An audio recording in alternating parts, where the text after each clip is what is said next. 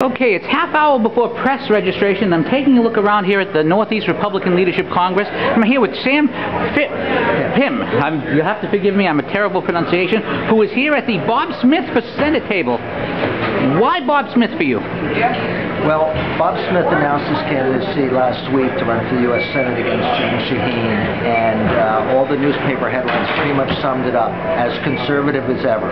Bob served New Hampshire, represented New Hampshire for 18 years in the Congress, 6 years in the House, and 12 years in the Senate, and had an impeccable conservative voting record. His lifetime record from the American Conservative Union was 93, and he's the real deal. If you're looking for a conservative to be serving the U.S. Senate again, Bob Smith is the one.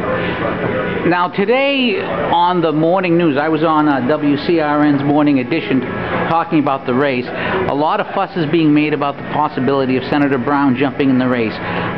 Why would Senator Brown be a worse choice than Senator Smith? Well, Senator Brown's voting record, while the 2 years that he served in the U.S. Senate, was actually closer to Gene Shaheen than it is to Bob Smith. He voted for an assault weapons ban. He is not pro-life.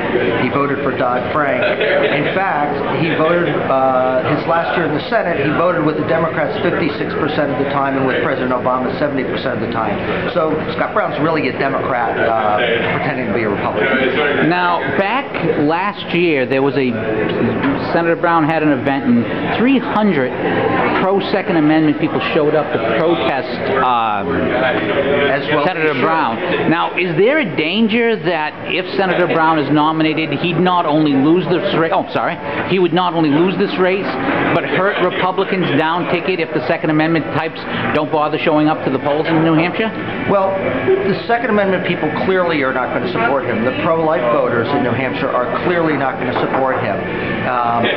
It's hard to say whether or not they would stay home or whether they would just skip voting for him. I can't read people's minds on that subject, especially this far out, but that possibility certainly exists.